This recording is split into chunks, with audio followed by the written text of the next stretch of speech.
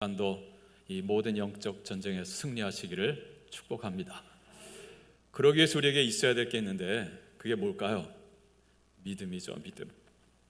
자, 오늘 주님께서 우리에게 겨자씨 하나할 만한 믿음이 있으면 좋겠다라고 말씀해 주십니다. 함께 따라합니다. 겨자씨 하나할 만한 믿음. 겨자씨 하나. 고만한 믿음만 있어도 산을 옮길 수 있다 그래요. 산을 옮길 수 있다. 지난 주간 신문을 보면서 참 안타까운 한 사건을 보았습니다. 목동에서 있었던 일인데 한 35세 된 아버지가 부인과 어린 두 자녀, 이제 막 5살, 1살 됐는데 정말 목을 졸라서 죽였더라고요. 그리고는 본인은 창문으로 뛰어내려서 투신 자살을 했어요. 유서가 한 8장 정도 발견이 됐는데 이 아버지는 한의사고 엄마도 한의사고, 목동 살면 잘 사는 그래도 형편이잖아요. 배울 만큼 배웠고 또 의사 가정이고. 근데 작년 12월에 한의원을 이렇게 개원했는데 빚을 져서 했겠죠. 근데 이 빚이 줄어들어야 되는데 점점 늘어나고 그 빚에 눌렸던 거예요. 그래서 가정 불화도 있었던 것 같고 그걸 견디지 못하고 그만 끔찍한 일을 한 것입니다. 가족을 다 죽이고 자기 자신도 그냥 몸을 던진 거죠. 잘못된 결정을 해서 미안하다, 이런 말을 남겼더라고요. 왜 이런 일이 생기는 것일까? 질문이 던져집니다. 여러분, 이런 일들은 언제고 우리에게도 찾아올 수 있는 일입니다. 자, 우리가 이런 문제 앞에서 우리가 어떻게 이걸 극복할 수 있을까라고 하는 거죠. 오늘 주님께서 우리에게 믿음을 이야기하십니다. 우리 앞에 정말 우리를 짓누르는 그 태산 같은 문제 앞에서 자, 우리가 어떻게 이것을 극복하고 해결할 수 있겠는가? 믿음이 필요하다는 거죠. 그것도 뭐 엄청 대단한 믿음이 아니라 그냥 겨자씨 하나일 만한 믿음만 있으면, 자, 이 산을 명하여 여기서 저기로 옮겨지라 하면 옮겨질 것이고 못할 것이 없으리라 그러셨어요. 믿음의 문제다라고 하는 거죠. 하나님을 향한 믿음이 있느냐, 부부간에 서로 믿음이 있느냐라고 하는 것입니다. 이 믿음이 사그러져 갈 때 소망도 함께 꺼지고요, 절망하게 되면서 모든 것을 놓게 되는 거죠. 자, 오늘 주님께서 20절에 산을 옮길 만한 믿음을 이야기해 주세요. 여기 산이라고 하는 건 뭘 뜻하겠어요? 물론 이 말씀을 나누는 그 옆에 높은 산이 있었어요. 자, 근데 주님이 의미하시고자 하는 그 산은 뭐겠어요? 우리를 짓누르는, 우리 앞을 가로막고 있는 정말 태산 같은 문제죠. 자, 그 문제를 옮길 수 있는 믿음이라 그래요. 근데 뭐 큰 반석 같은 믿음도 아니고 어떤 믿음이요? 겨자씨 한알 만한 믿음만 있으면 된다라고 하는 거죠. 자, 그 믿음이 어떤 믿음일까? 여러분, 믿음은 그냥 단순히 마음의 결심은 아니잖아요. 얼마나 결심을 많이 합니까? 어떤 강한 신념도 말하지 않습니다. 믿음이라고 하는 어떤 마음의 움직임이고요, 그리고 그에 상응하는 삶이 따르는 것, 그것이 믿음이에요. 자, 오늘 본문에 예수님께서 우리에게 요구하시는 그 믿음, 오늘 이 아버지가 보여주는 그 믿음, 산을 옮기는 그 믿음, 어떤 믿음일까? 자, 첫째는요, 문제를 직면했을 때 그때 주님을 찾는 것이 믿음이다라고 하는 거예요. 할렐루야. 함께 따라하겠습니다. 예수를 찾는 마음, 다시 예수를 찾는 삶, 이게 만나면 이게 믿음이 되는 거예요. 산을 옮기는 거예요. 요즘 코로나19가 막 번져서 다들 두려움 가운데 있는데, 몸이 아프면 누구를 찾아가요? 누구를 찾아요? 의사를 찾죠. 왜 의사를 찾습니까? 의사는 전문가니까 적어도 이 병을 치료해 줄 수 있다 믿기 때문에 의사를 찾는 거예요. 자가용이 고장이 났어요. 그럼 누굴 찾아가야 돼요? 정비사를 찾아가야 되죠. 왜요? 적어도 카센터 정비사는 이 차를 고칠 수 있다 하는 믿음이기 때문이죠. 여러분, 인생의 문제에 봉착했을 때 여러분은 누구를 찾아가십니까? 자, 그때 예수님을 찾아가시면 그게 산을 옮기는 믿음이 되는 거예요. 할렐루야. 북왕국 이스라엘에 아하시야 왕이라고 있었어요. 아합 왕의 아들입니다. 이 아하시야 왕이 난간에서 떨어져서 병이 들었어요. 자, 그런데 그 병을 고침받겠다고 부하들을 어디로 보냈냐면 블레셋의 에그론이라고 하는 시에 보냈어요. 자, 거기에 바알세불이라고 하는 신이 용하다는 얘기를 들은 거예요. 그래서 그 신에게 도움을 청하러 보낸 거예요. 그때 하나님께서 선지자 엘리야를 그 왕에게 보내죠. 자, 엘리야 선지자를 통해서 하나님께서 주신 말씀이 있습니다. 그게 뭡니까?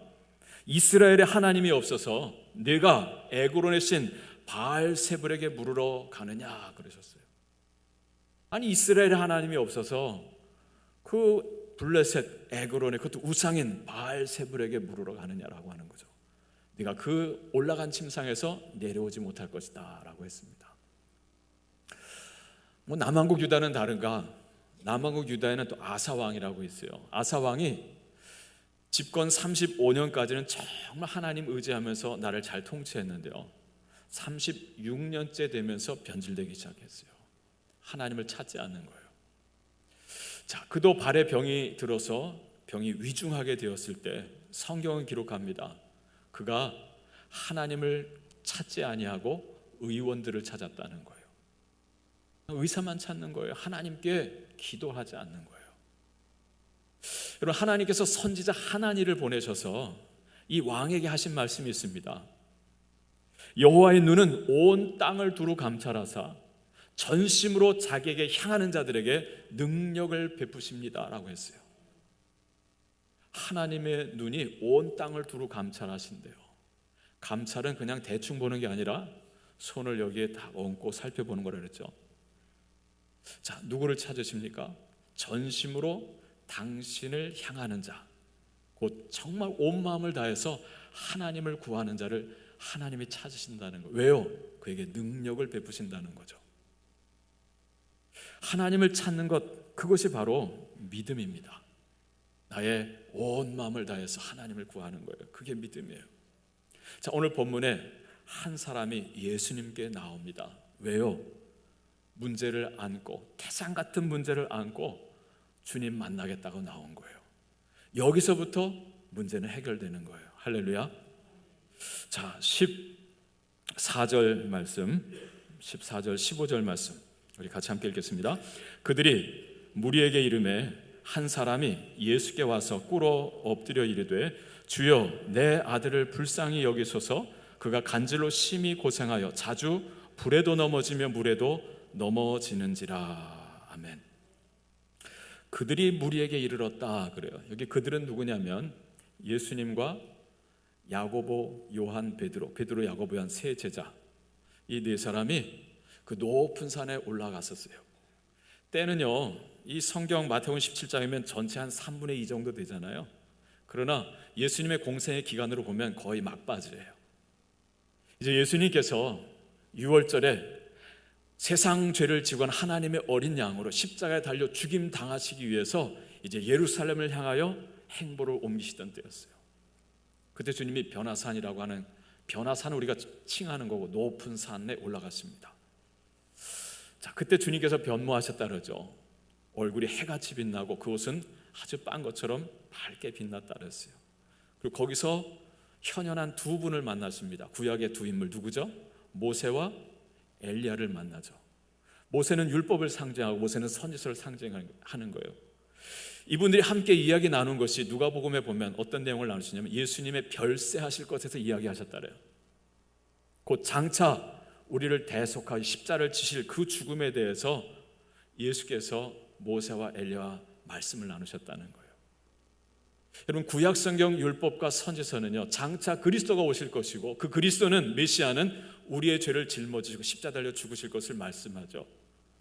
자, 그것이 그 높은 산 변화산상에서 있었던 일이에요. 자, 주님이 그리고 그 세 제자들과 함께 내려옵니다. 아랫자락엔 누가 있으냐? 나머지 9명의 제자들이 있었던 거예요. 그리고 마을 사람들이 모였습니다. 예수께서 자, 그 대화를 나누시고 그리고 하늘 아버지의 음성을 들으시고 그리고 이제 내려왔는데, 자, 그때에 한 사람이 예수께 왔다라고 하는 거죠. 이 한 사람이 누군가 보면 아들의 문제를 안고 찾아온 자예요. 누구를 찾아온 거예요? 예수님을 찾아온 거예요. 예수님 보자마자 예수님께 옵니다. 그리고 꿇어 엎드렸다 그래요. 그리고 말합니다. 주여, 그러는 거예요. 예수님을 두고 뭐라고 불렀어요? 주여 그랬어요. 주여, 내 아들을 불쌍히 여기소서 그래요. 내 아들이 간질로 심히 고생하며 자주 불에도 넘어지고 물에도 넘어지나이다 그래요. 동일한 기사를 다루는 마가복음을 보면 내 아들이 어려서부터 귀신이 들렸다 그러죠. 말 못하는 귀신, 듣지 못하는 귀신이 들렸는데 이 귀신이 역사하면 이 아이가 물불 안 가리고 뛰어든다는 거예요. 어려서는 이 아이가 어리니까 이게 통제가 됐는데 점점 크니까 이게 감당이 안 되는 거예요. 아버지로서는 정말 견딜 수 없는 문제인 거죠. 내 마음, 내 삶을 짓누르는 태산 같은 문제인 거예요. 자, 근데 예수님께서 우리 마을에 오셨다는 이 소식을 듣고 그 아이를 데리고 예수님께로 지금 나온 거예요. 예수님 앞에 엎드립니다. 주여 하고 부릅니다. 여러분, 이게 믿음 아닙니까? 문제가 있을 때 세상을 찾아가지 않습니다. 사람을 찾아가지 않습니다. 돈을 찾아가지 않습니다. 예수를 찾고 예수를 부르는 거예요. 이 믿음이 겨자씨 한 알만한 믿음이요, 산을 옮기는 믿음입니다. 여러분, 12해를 혈루증으로 앓던 여인이 있었죠. 이 여인이 처음 찾아간 것은 누구였습니까? 많은 의원들을 찾아갔대요. 왜냐하면 돈이 좀 있었거든요. 돈 주면서 내 병 좀 고쳐주세요. 용하다는 의사들을 찾아다닌 거예요. 고쳤어요? 못 고쳤어요? 못 고쳤어요. 왜? 12해를 앓았잖아요. 많은 의원들을 찾아갔지만 병은 더 중하여졌고 가진 모든 것은 허비하였더라 그래요. 그때 예수님께 대한 소문을 듣고, 자, 예수님을 만나야 되겠다는 생각을 갖죠. 근데 나는 부정한 여인이에요. 혈루증은 당시에 부정한 자였어요. 사람들과 접촉하면 안 됐어요. 잘못하면 돌팔매질을 당해 죽을 수도 있어요. 그러나 나는 예수 안 만나면 죽는다. 차라리 돌에 맞아 죽느니 난 예수님 만나고 죽겠다는 거죠. 그리고 그 군중들 틈을 비집고 들어가서 주님의 옷자락을 잡은 거예요. 할렐루야. 그때 성경은 말씀하죠. 예수님으로부터 능력이 나갔고 여인의 혈루 근원이 말랐더라 그랬어요. 할렐루야. 여러분, 이 여인에게 믿음이 있었죠. 어떤 믿음이 있었습니까? 내가 주님의 옷자락에 손만 대어도 구원을 받을 것이다 라고 하는 믿음이 있었어요. 할렐루야. 예수님은 그 믿음을 인정해 주셨어요. 돌아보시고 여인에게 하신 말씀이 있죠. 딸아, 내 믿음이 너를 구원하였으니 평안히 가라. 네 병에서 놓여 건강할지어다 그러셨어요.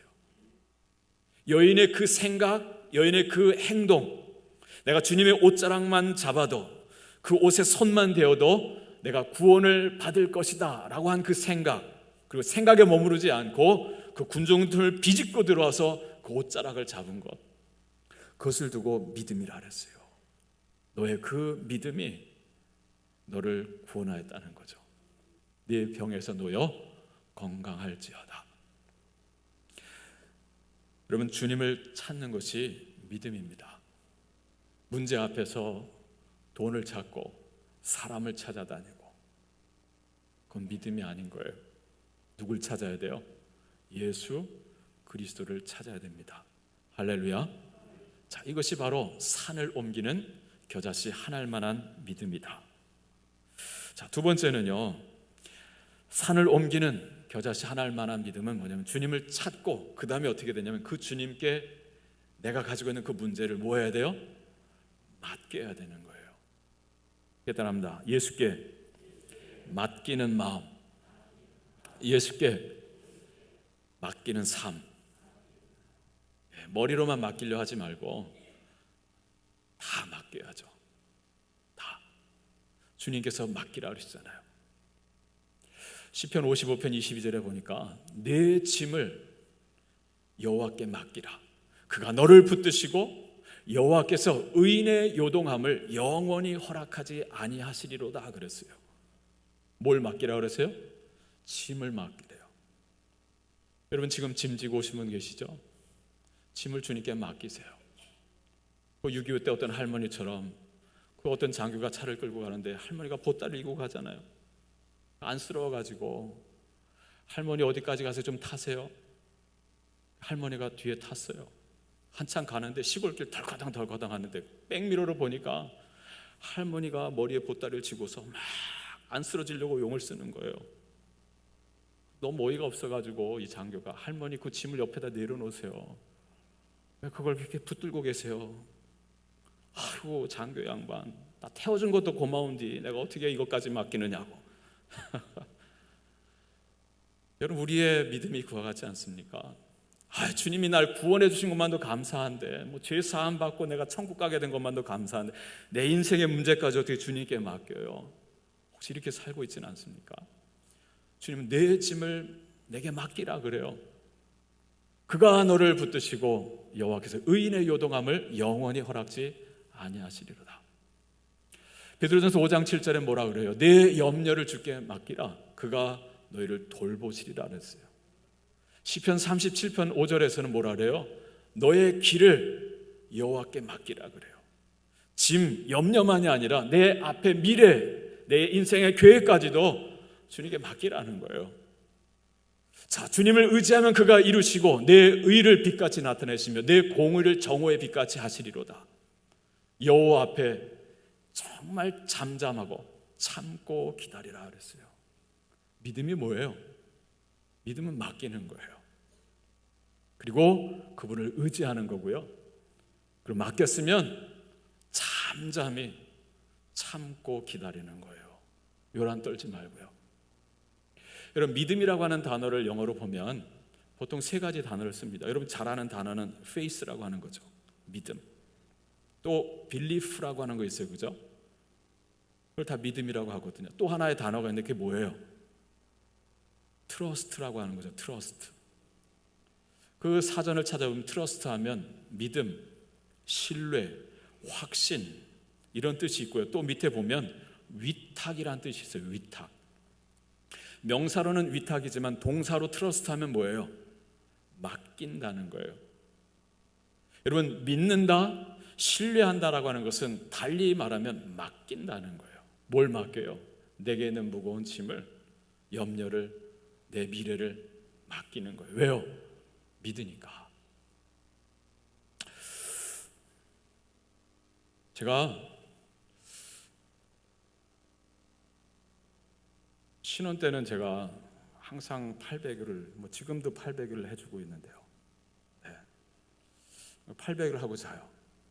하다 보면 아침 보면 이게 빠져 있더라고요. 절이니까 저절로 빠지는 것 같아요. 근데 언제부터인가 바뀌었어요. 800을 해주면 집사람이 뿌리쳐요.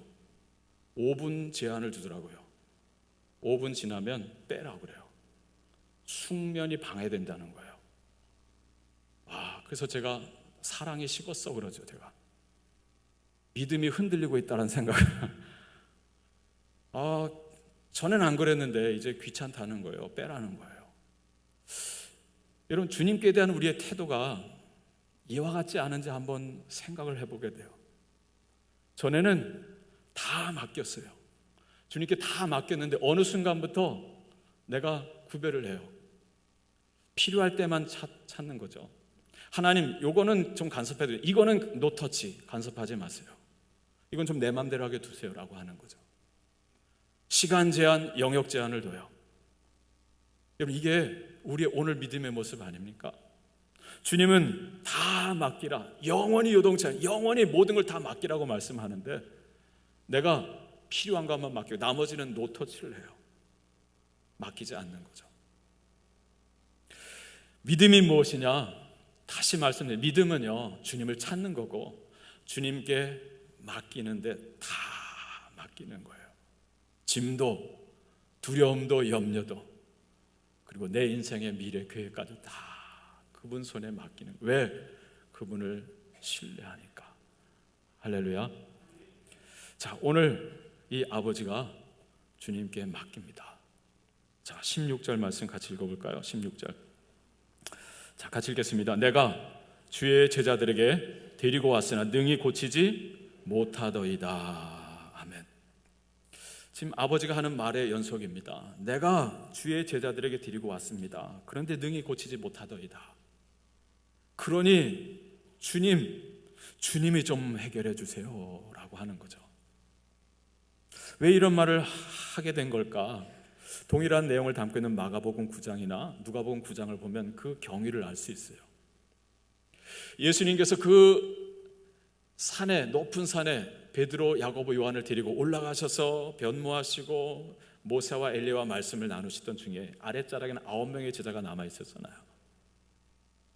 자, 근데 그 자리에 이 아버지가 예수님을 만나겠다고 아들을 데리고 온 거예요. 근데 예수님은 보이지 않고 제자들 9명만 있는 거죠.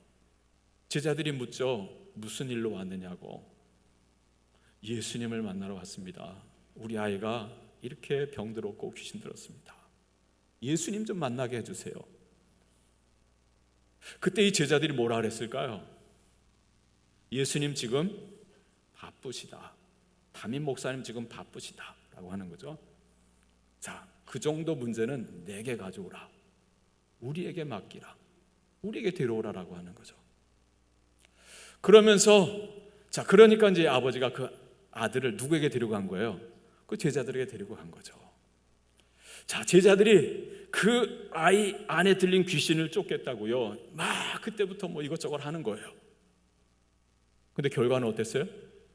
안 되는 거예요. 능히 고치지 못하더이다 그러죠.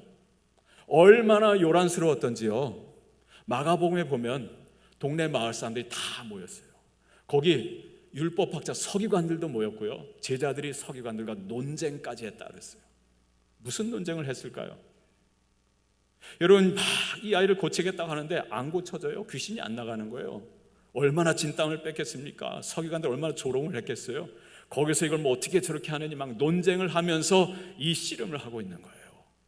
그러던 중에 예수님께서 베드로, 야고보, 요한과 함께 내려왔던 거죠. 여러분, 왜 제자들이 그 귀신을 물리치지 못한 것일까요? 이유가 어디 있을까요? 주님께 그 문제를 맡기지 않았기 때문입니다. 자기들의 경험과 자기들의 지식과 자기들의 능력으로 무엇을 해보려고 한 거예요. 왜 그랬죠? 여러분, 마태복음 10장 1절에 보면 예수님께서 제자들을 부르시고 제자들과 함께 공생의 사역을 시작하면서 제자들에게 권능을 나눠주셨어요. 어떤 권능을 주셨어요? 병 고치는 능력, 귀신을 물리치는 권세를 주셨다 그랬어요. 그리고 둘씩 짝지어서 보내셨잖아요. 그래서 병든 사람도 고쳐주고 귀신도 물리치면서 이 천국 복음을 전파하라고 보내셨던 거죠. 제자들이 나가서 능력을 행합니다. 막 병이 고쳐지고요, 귀신이 막 쫓겨나가고, 와, 너무 기뻐서 막 달려오잖아요. 오, 예수님, 우리가 주님의 이름으로 막 기도했더니요, 귀신이 물러가고 병이 고쳐지던데요. 여러분, 이들이 이런 경험이 있었어요. 때문에 그 아버지의 그런 정도 문제는 우리한테 가져오라고 한 거죠. 그리고 하는데 안 되는 거예요. 왜 안 됐을까요? 주님께 그 문제를 맡기지 않고 자기가 뭘 해보려고 했던 거예요. 여러분, 이것이 바로 아이성 앞에서의 실패 아닙니까? 가나안 땅 정복할 때 첫 성, 그 철옹성 여리고성은 하나님이 일러주시는 대로 돌고 돌아서 와 했을 때 그냥 무너졌잖아요. 그 다음 아이성, 이름 그대로 정말 아이성이죠. 작은 성이었어요. 근데 거기서는 어떻게 하나님께 기도하지 않습니다. 여쭙지 않습니다. 뭐라 그래요? 요 정도 성은 굳이 다 올라갈 거 없습니다. 2-3천 명만 올라가도 무너질 것입니다. 그래요. 그래서 2-3천 명의 정예 군사를 보냈는데 아이성 앞에서 크게 대패했다 그랬어요. 왜 그랬습니까? 요 정도 문제쯤은 우리가 할 수 있어. 내 힘으로 할 수 있어. 내 능력으로 할 수 있어. 그리고 어제 했던 그 방법, 그 방식대로 해보려고 하는 거예요. 주님께 맡기지 않는 거죠. 여러분 21절 보면 가로 열고 없음하고 가로 닫고 이렇게 되어 있죠. 이게 뭐냐면요, 어떤 사본에는 거기에 말씀이 있어요. 근데 어떤 사본에는 없다는 거예요. 근데 우리 성경은 가장 오래된 사본을 바탕으로 번역을 했기 때문에 그 부분이 빠져 있어요. 가장 오래된 사본에는 거기에 말씀이 없어요. 근데 조금 후대에 있는 사본에는, 우리는 원본 성경은 하나도 없고 다 사본만 있거든요. 그래서 사본만 가지고 성경 원래 원문엔 뭐가 있을까 추측하면서 번역을 한 거예요. 그래서 그 21절에 보면 각주 찾아가 보면 뭐라고 되어 있어요? 어떤 사본에는 21절이 이렇게 기록되어 있다는 거죠. 어떻게 되어 있다 그래요? 기도와 금식이 아니면 이런 유가 나가지 아니하느니라 그랬어요. 제자들이 못하는 거, 결국 예수님이 내려왔을 때 이 아버지가 아들을 예수님께 가지고 나가죠. 주님께 맡긴 거예요. 주여 내 아들을 불쌍히 여겨주세요. 마가복음 우리를 불쌍히 여겨주세요 그래요. 여러분 맡기는 기도가 뭐예요? 복잡하지 않습니다. 아주 단순합니다. 불쌍히 여겨주세요라고 하는 거예요. 바디메오처럼 다윗의 자손 예수여 나를 좀 불쌍히 여겨주세요라고 하는 거예요. 이 한 가지 기도면 충분한 거예요. 예수의 이름으로 명하노니 물러갈지어다 찌어다 찌어다. 뭐 쇳소리를 내면 귀신이 무서워서 도망갑니까? 본질을 모르면 방법을 가지고 이렇게 저렇게 고민을 하죠. 여러분 정말 중요한 하나님의 역사는요, 방법에 있는 게 아니에요. 나의 중심과 하나님의 중심이 만나는 그 자리에 있는 거예요. 제자들이 주님께 맡기질 않았어요. 기도하지 않는 거예요. 이런 유는 오직 기도 외에는 나가지 않는다. 마가복음에 그렇게 기록되어 있거든요. 주님께 맡기질 않았다는 거예요. 여러분이 저에게 문제를 가지고 와서 기도해 달라고 그러죠. 그거 제가 해결하는 거 아닙니다. 제게 무슨 능력이 있습니까? 저는 주님께 맡길 뿐이에요. 주님과 여러분과의 만남 속에서 그 믿음 가운데 주님이 역사하시는 거죠. 할렐루야. 그래서 믿음은 맡기는 거예요. 자, 세 번째로 믿음은요, 예수님을 품는 거예요. 달리 말하면 예수님을 내 마음 중심에 주님으로 모시는 거예요. 그게 겨자씨 안 할 만한 믿음입니다. 함께 따라합니다. 예수를 품은 마음, 예수를 품은 삶. 정말 중요한 내용인데요. 집중해서 함께 볼 수 있는 17절 말씀. 자, 제자들이 능히 고치지 못하되이다 하니까 예수님께서 자, 어떻게 말씀하셨습니까? 17절 같이 읽죠. 예수께서 대답하여 이르시되 믿음이 없고 패역한 세대여 내가 얼마나 너희와 함께 있으며 얼마나 너희에게 참으리요 그를 이리로 데려오라 하시니라. 아멘. 예수님이 내려오니까 뭐 난리가 아니에요. 한 귀신 들리 아예 놓고 뭐 제자들이 막 난리법석을 떠는 거죠. 사람들은 막 조롱도 하고 그러겠죠. 아버지가 답답한 마음에 예수님을 보고 예수님께 나온 거예요. 자, 그때 예수님께서 이 믿음이 없고 패역한 세대요 그랬어요. 누굴 향해 주님이 꾸짖으신 걸까요? 1차적으로 누구예요? 제자들입니다. 그리고 또 누굴까요? 그들과 논쟁을 일삼고 있는 서기관들, 구경하고 있는 무리들이죠. 왜냐하면 여기 세대라 그랬잖아요. 이 믿음이 없는, 그리고 이 패역한 세대요. 주님이 보실 때요, 제자들에게 믿음이 없다요. 3년을 따라다녔고 그 능력을 행했던 제자들인데 믿음이 없는 패역한 세대요. 그래요. 내가 어느 때까지 너희와 함께 있어야 되겠느냐? 그를 내게로 데리고 오라 그러죠. 그리고 그 귀신을 꾸짖어 물리치십니다. 그 아이가 온전하게 됩니다. 자, 그때 19절 보면 제자들이 조용히 예수님께 나와 이르되 그랬어요. 얼마나 창피했겠어요. 그러니까 크게 여쭙지도 못하고 조용히 귓속말로 여쭙는 예수님, 왜 우리는 안 됐지요? 왜 우리는 쫓아낼 수 없었죠? 라고 여쭈었어요. 자, 그때 예수님이 뭐라고 답을 하십니까? 20절이죠. 같이 읽겠습니다. 20절. 이르시되 너희 믿음이 작은 까닭이니라. 진실로 너에게 이르노니 만일 너에게 믿음이 겨자씨 한 알만큼만 있어도 이 산을 명하여 여기서 저기로 옮겨지라 하면 옮겨질 것이요 또 너희가 못할 것이 없으리라.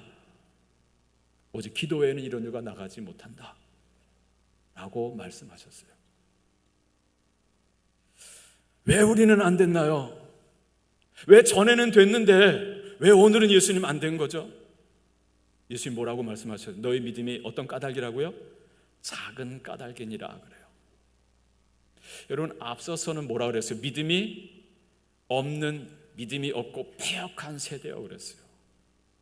지금은 또 뭐라 그랬어요? 믿음이 작은 까닭이니라 그랬어요.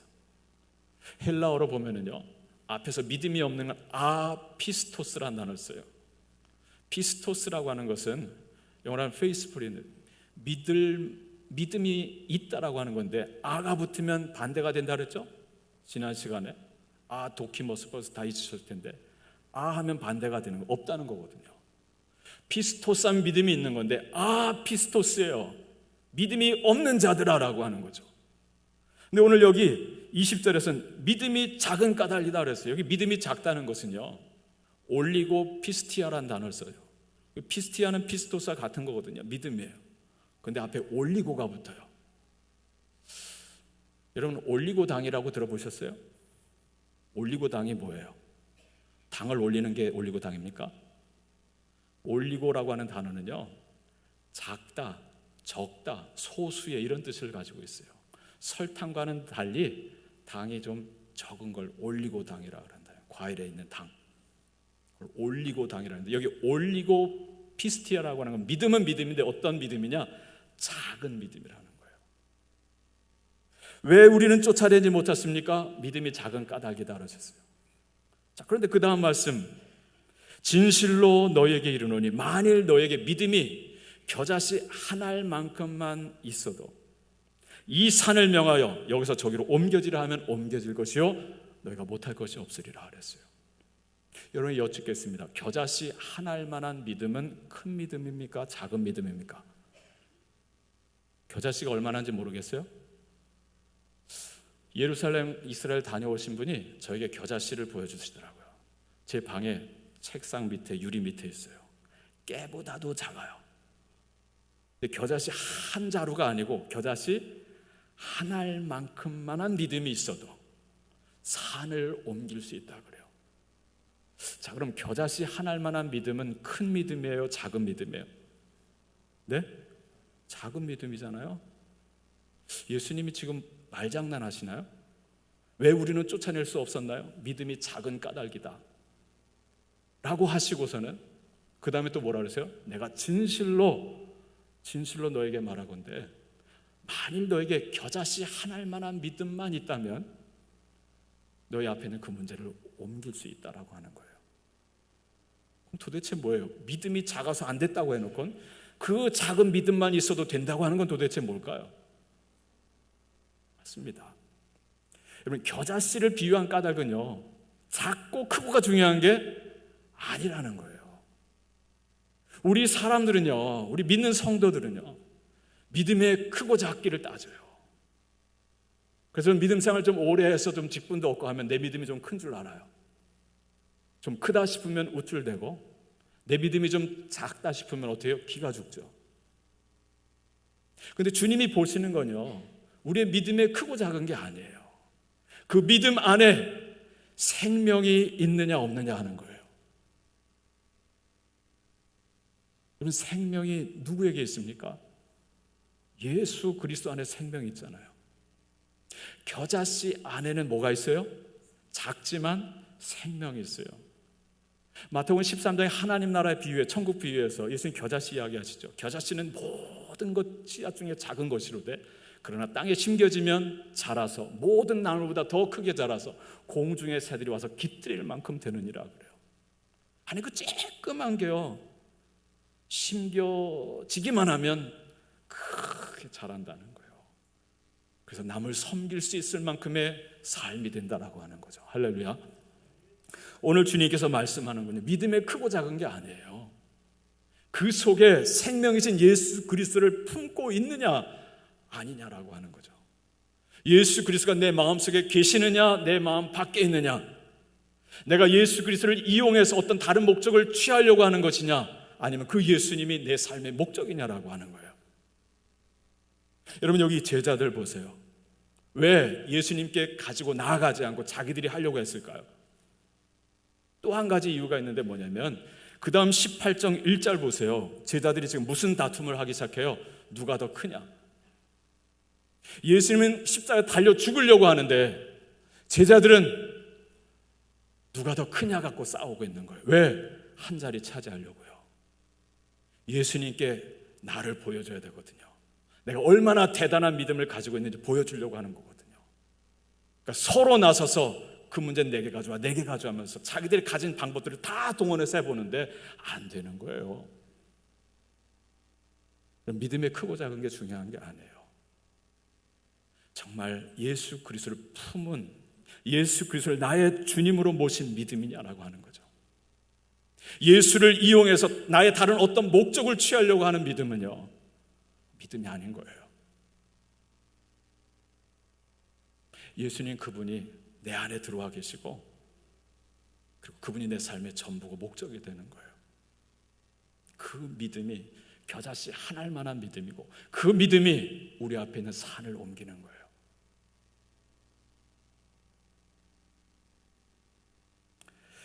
지금 여러분을 짓누르고 있는 태산 같은 문제가 뭡니까? 오늘 이 예배를 드리고 살 것인가 말 것인가 결정하고자 참석한 분은 없습니까? 오늘 여러분 안에 이 겨자씨 한 알만한 믿음이 있길 바랍니다. 최근에 겹겹이 어려움을 겪은 권사님 가정이 있어요.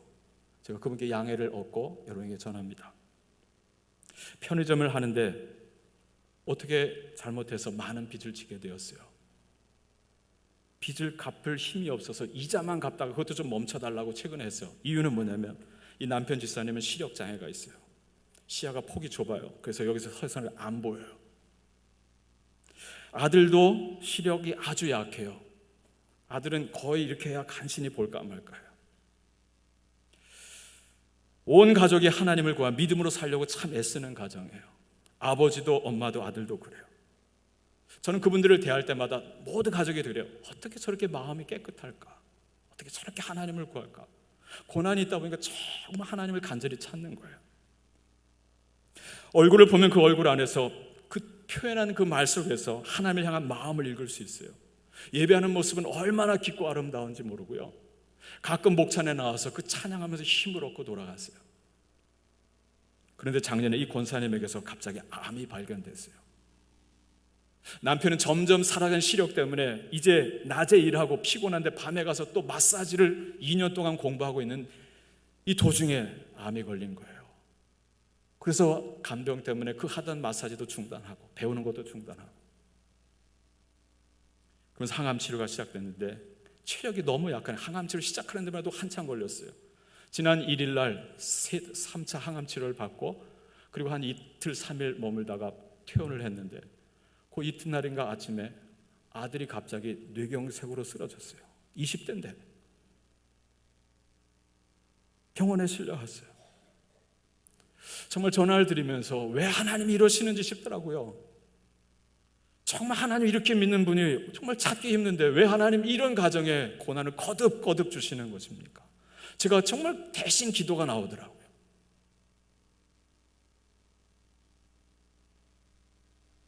재산을 잃고 건강도 잃고 그것도 온 가족. 선샤인에 속한 권사님, 집사님 두 분이 그 가정을 기도해드리고 싶다 해서 제가 가보라 그랬어요.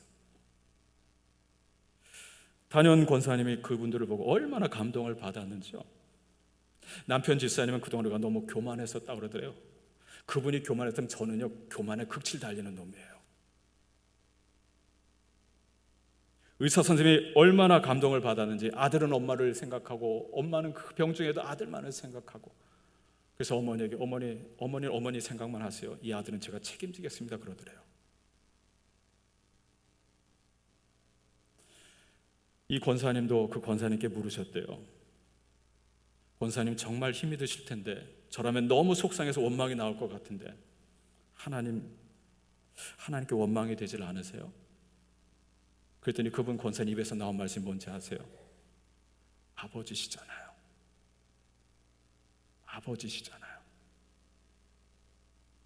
여러분, 이것이 바로 겨자씨 하나일 만한 믿음입니다. 하나님의 주권을 인정하는 고백하는 믿음이죠. 이 믿음이 승리할 줄로 믿습니다. 오늘 태산 같은 문제 앞에서 살까 말까 고민하신 여러분, 이 하나일, 겨자씨 하나일 믿음을 가지고 승리하시길 바랍니다.